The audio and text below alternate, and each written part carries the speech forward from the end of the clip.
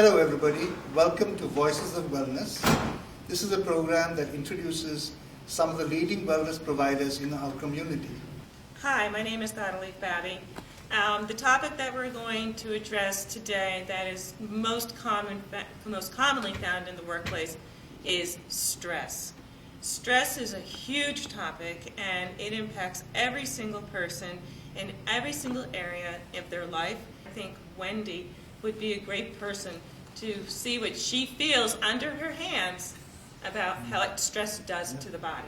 I have my hands on a lot of very stressed people, and what I have picked up over the years is that the body holds a lot of tension, and it shows up in a lot of discomfort, pain, heat. It sends pain up into the head, it sends pain into all areas of the body, and that person cannot possibly function as efficiently. Massage is one of the ways that people can handle and reduce the stress, especially with regular massage. It encourages the body to learn how to release the stress when it comes on, and when they go more frequently, the body can then dispel or get rid of that stress more effectively. So I'd like to invite anybody else's opinion about stress in the body. Well, I would just like to agree with that and to say that it can be done very effectively in the workplace. This is what I'm involved with chair massage, a special chair that people are massaged on. And not only the research has shown that people are more productive. They're more relaxed, they're more productive. There is less absenteeism because 50% of the missed days are due to stress, and that amounts to 1 million people out every day. So it's a big thing for businesses to offer something that deals with stress. And again, research has shown that people who get massage, this 15-minute, little concise 15-minute chair massage, can really reduce their tension.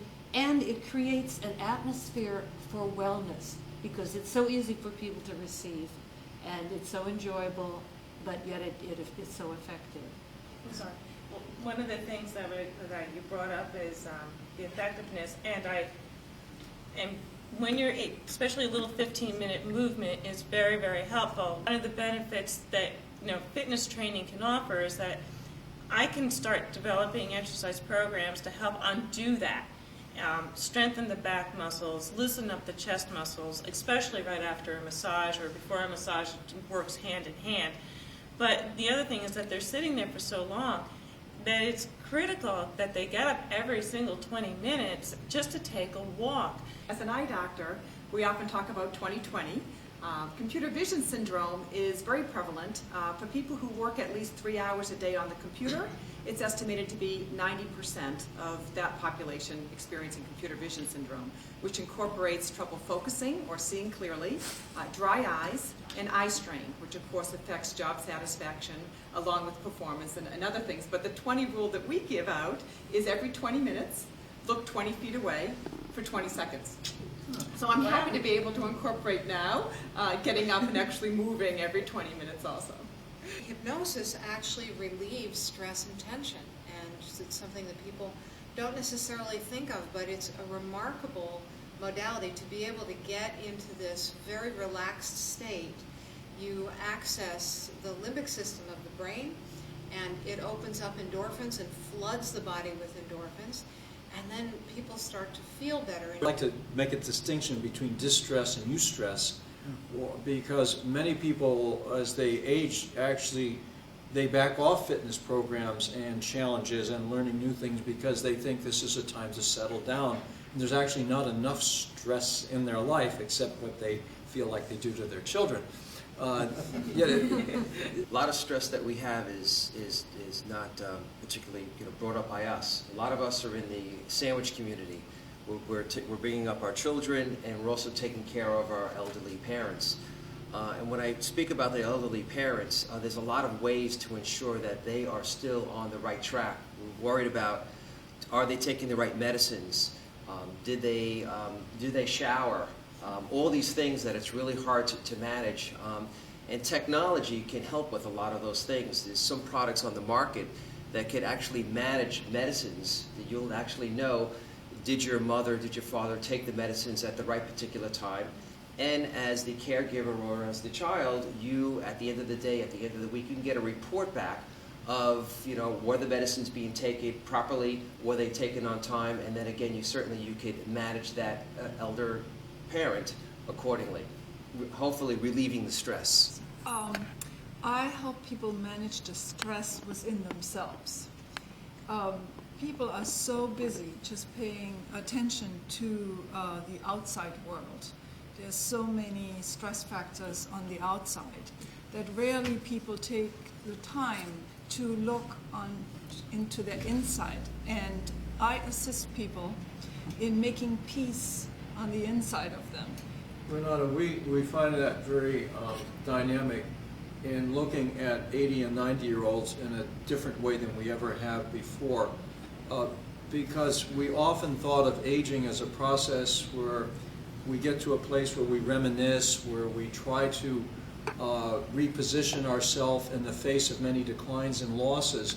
And what we're seeing grow out of our community experience together with many of these people who are in their 70s, 80s, and 90s is that the new models are the whole sense of restoration, actively involving themselves in restoring those broken parts of their inner selves and not seeing as something, well, I'm always going to be who I was and my die is set. But this is a time actually for some reflection and to break and heal. I was going to add a little bit to what Dr. James was saying.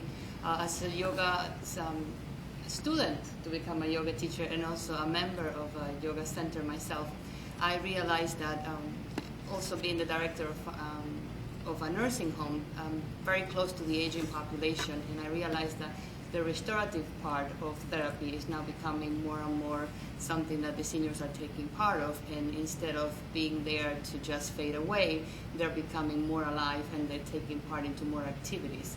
And I believe that yoga also takes a big part of that because it allows them also to look within and take the time for themselves, and they get in touch with some of the functions that they have lost throughout the years because they no longer use it. And I can say that I feel very blessed to be around some of our seniors that are between 100 and 105. As a group, I think our intention is to have workshops at corporations and make people more aware.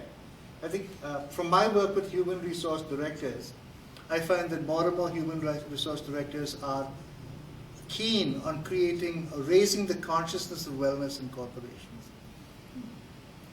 Bob, you did a survey for Biz4NJ. I had the opportunity to speak to about 14 different HR executives at various companies throughout New Jersey. And with the idea of asking them, we know that, as was mentioned earlier, people are doing more with less. And what are you doing to improve the health and the wellness of your employees? And the responses were amazing. Corporations are spending a lot of time, money, and effort. Ultimately, the goal, I think, is to make people self-responsible for their health, to become aware of their own health and the stresses in their life and take responsibility for their own health and fix it before it goes broke. And ultimately, that is our goal as preventative healthcare practitioners, is to help people become self-responsible. As we say, I'm working with geriatric populations. Every body is very, very different. Dr. Wells earlier was telling me about the tagline of his company, Arbor Glen, and that is perfecting the art of living. And I think each of us here, in our own way, each of you wellness providers, in your own way, is people in the community perfect the art of living.